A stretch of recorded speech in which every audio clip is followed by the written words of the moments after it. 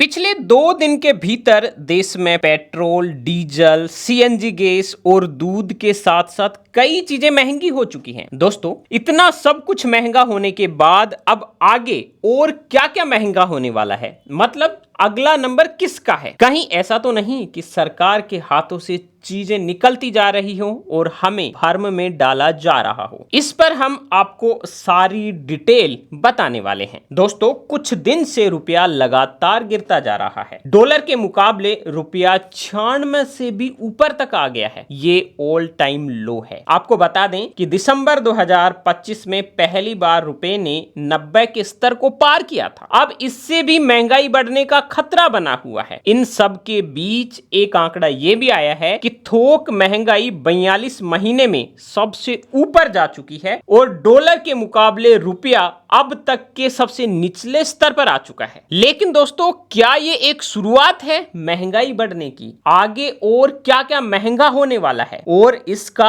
आपकी और हमारी जेब पर कितना बोझ पड़ने वाला है? चलिए सारी खबर को विस्तार से जानते हैं। दोस्तों, आप देख रहे हैं बीएन हिंदी न्यूज। दिन भर की टॉप ट्रेंडिंग खबरें और न्यूज हेडलाइन सबसे पहले देखने के लिए बीएन हिंदी न्यूज को अभी सब्सक्राइब कर लीजिए और वीडियो को लाइक कर दीजिए। सबसे पहले बात करते हैं, अभी पेट्रोल और डीजल पर 3-3 रुपए बढ़ चुके हैं, लेकिन एक्सपर्ट का मानना है कि ये काफी नहीं है। पेट्रोल और डीजल अभी और महंगा होगा। तो चलिए हम जानने की कोशिश करते हैं कि अब आने वाले दिनों में पेट्रोल और डीजल कितने रुपए तक और महंगा हो सकता है। दोस्तों, जब ईरान, इजराइल, अमेरिका का युद्ध शुरू हुआ था, उससे पहले मतलब 27 फरवरी को कच्चा तेल $67 प्रति बैरल था, जो इस वक्त 107-110 तक नॉर्मली ट्रेड कर रहा है। बीच में ये 120 से ऊपर भी जा चुका है, यानी करीब 60% की इसमें बढ़ोतरी हो चुकी है। लेकिन इस बीच भारत में पेट्रोल और डीजल के दाम नहीं बढ़े। इंडियन ऑयल,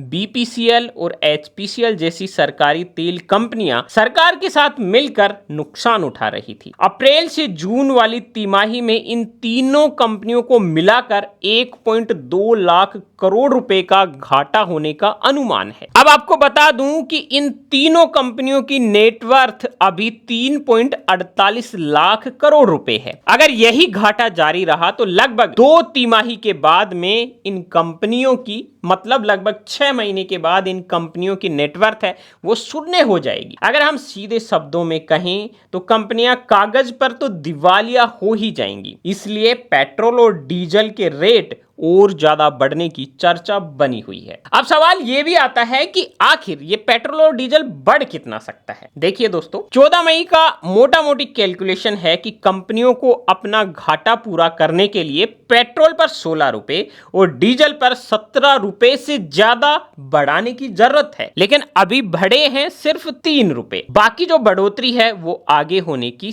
पूरी संभावना है। अब अपन बात करते हैं कि पेट्रोल पर ये जो कंपनियां हैं इनकी लागत कितनी आती है। देखिए, कच्चे तेल की अगर लागत की बात करें तो वो इनको 64 रुपए में पड़ता है। फिर रिफाइनिंग और ढुलाई, इन पे लगभग 10 से 11 रुपए खर्च होते हैं। इसके बाद इनको देना होता है टैक्स और कमीशन, उस पर 35 से 36 रुपए खर्च होते हैं। मतलब पेट्रोल पर इनकी कुल असली लागत 110 से 111 रुपए अभी आ रही है। और अगर हम बात करें कि 15 मई को दिल्ली में क्या रेट थी पेट्रोल की, तो वो थी 97.77। मतलब लगभग पेट्रोल पर जो कंपनियां हैं वो 1 लीटर पर 12 रुपए से ज्यादा, लगभग 13 रुपए का घाटा अभी भी सह रही हैं। इसी तरह से हम डीजल की बात करें तो ये कच्चा तेल इनको पड़ रहा है 64 रुपए में। रिफाइनरी और ढुलाई, इन पर इनके लगभग 12 रुपए खर्च होते हैं। टैक्स और कमीशन पर 28 से 29 रुपए खर्च होते हैं। तो इनकी कुल असली लागत 1 लीटर पर बन जाती है 104.50 रुपए, लगभग 105 रुपए। अगर 15 मई को दिल्ली में पेट्रोल की क्या रेट थी उसकी बात करें तो 90.67 रुपए, लगभग 13 रुपए 83 पैसे का घाटा 1 लीटर डीजल पर कंपनियां सह रही। दोस्तों, इससे साफ हो रहा है कि पेट्रोल और डीजल के दाम आने वाले दिनों में बढ़ने की प्रबल संभावना है। इसी तरह से हम बात करें, खाने का तेल है वो भी आने वाले दिनों में महंगा हो सकता है। दोस्तों, देश की दिग्गज एफएमसीजी कंपनियां खाद्य तेल के दाम 5 से 6% तक बढ़ा सकती है। मार्च 2026 में सूरजमुखी का तेल 175 रुपए से बढ़कर करीब 182 रुपए प्रति किलो हो गया। पाम ऑयल में भी 11 रुपए प्रति किलो तक की बढ़ोतरी हो चुकी है। आपको बता दें कि भारत हर साल 60% तक खाद्य तेल इंपोर्ट करता है, मतलब दूसरे देशों से लेता है। ग्लोबल एनालिटिक्स कंपनी CRISIL के मुताबिक ईरान जंग के चलते कच्चा तेल महंगा हुआ है और शिपिंग कॉस्ट भी बढ़ी है। साथ ही डॉलर मजबूत होने से सारे विश्व भर में कीमतें बढ़ी हैं, जिसका असर भारत पर पड़ रहा है। इसके साथ ही दोस्तों, रोजमर्रा में इस्तेमाल होने वाली चीजों के दाम भी अब 10% तक बढ़ सकते हैं। अभी साबुन, शैम्पू, बिस्किट जैसी रोजमर्रा की चीजों के दाम स्थिर हैं, लेकिन नेस्ले, ब्रिटानिया, ITC जैसी बड़ी FMCG कंपनियां लागत बढ़ाने की बात कर रही हैं। लेकिन नेस्ले, ब्रिटानिया, ITC जैसी बड़ी कंपनियां ये बोल रही हैं कि उनकी लागत बढ़ रही है, इसलिए उनको अब कीमतें बढ़ानी पड़ेंगी। डाबर इंडिया, ब्रिटानिया ने संकेत दे दिए हैं कि पैकेजिंग, ट्रांसपोर्ट और कच्चे माल पर खर्च बढ़ने से कई प्रोडक्ट में कीमतें बढ़ाने की जरूरत पड़ रही है ताकि मुनाफा ना घटे। डाबर इंडिया पिछले 3 महीनों से कई प्रोडक्ट पर 4% तक दाम बढ़ा चुकी है। डाबर के मुताबिक अगली तिमाही में कुछ प्रोडक्ट्स की कीमतें हैं वो 10% तक बढ़ सकती हैं। अब दोस्तों, एक्सपर्ट का यह भी मानना है कि कंपनियां या तो सीधे दाम बढ़ा देंगी या प्रोडक्ट के पैकेट का वजन कम कर देंगी, जिससे उनको लॉस नहीं होगा। इसके बाद दोस्तों, दवाइयां और मेडिकल डिवाइस के दाम भी बढ़ सकते हैं। आपको बता दें दोस्तों कि पैरासीटामोल जैसी आम दवाई जो हर भारतीय हर छोटी बड़ी बीमारी में खाता है, उसके कच्चे माल के दाम सिर्फ 15 दिनों में 250 से 450 रुपए प्रति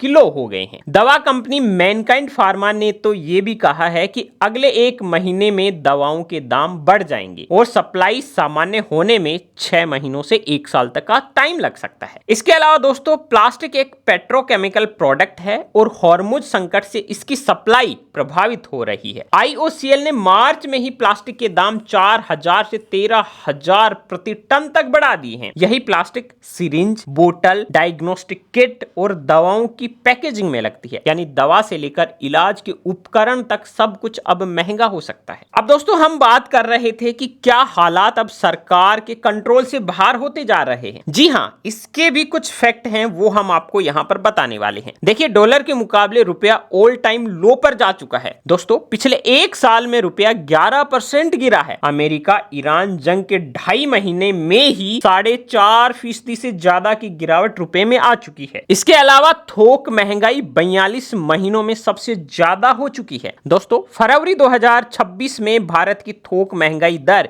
यानी होलसेल प्राइस इंडेक्स 2.26 थी, जो मार्च में बढ़कर 3.88 और अप्रैल में बढ़कर 8.3% हो चुकी है। यह पिछले 42 महीनों का सबसे ऊंचा स्तर है। थोक महंगाई का बढ़ना, इसका मतलब ये है कि अभी महंगाई फैक्ट्री में है और लगभग 1 से 2 महीनों में आपकी जेब और आपकी रसोई तक पहुंच जाएगी। और दोस्तों, कुछ रिपोर्ट्स तो ये भी आ रही हैं कि मई 2026 में थोक महंगाई 9% या उससे ऊपर तक पहुंच सकती है। SBI ने चेतावनी दी है कि वेस्ट एशिया संकट का असर भारत के इन्फ्लेशन डेटा में अभी पूरी तरह दिखा नहीं है, बल्कि आने वाले कुछ ही दिनों में दिख जाएगा। इसके अलावा दोस्तों, एक और बड़ी चीज है, भारत के फॉरेक्स रिजर्व में बड़ी गिरावट आई है। अगर बात करें 1 मई की, तो भारत का रिजर्व करीब 65.6 लाख करोड़ रुपए था। एक हफ्ते में ही ये करीब 26,000 करोड़ रुपए कम हो चुका है। इसके अलावा फरवरी 2026 में ये अपने ऑल टाइम हाई लेवल पर था, तब ये कुल 59 लाख करोड़ था, यानी पिछले 2.5 महीने में करीब 3.4 लाख करोड़ की एक बड़ी गिरावट आ चुकी है। इसके अलावा दोस्तों, स्टॉक मार्केट भी ये संकेत दे रहा है, क्योंकि विदेशी निवेशकों ने स्टॉक मार्केट से 2 लाख करोड़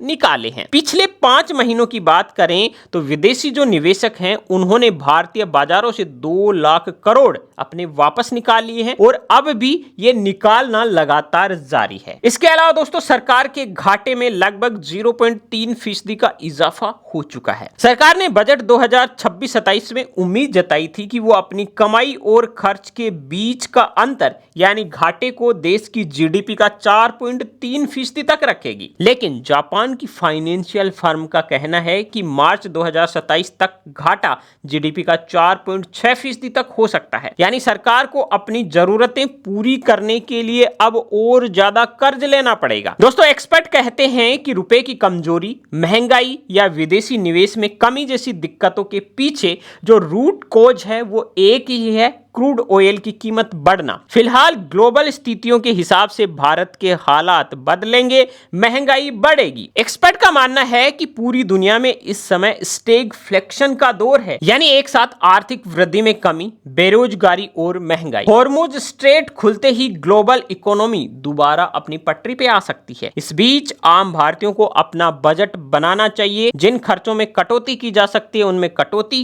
करनी चाहिए। तो दोस्तों, ये है एक सटीक एनालिसिस कि आने वाले दिनों में भारत में और क्या क्या महंगाई बढ़ सकती है। इस वीडियो को लाइक कर दीजिए, बाकी चैनल को सब्सक्राइब कर दीजिए, अपनी राय हमें कमेंट में जरूर दीजिए।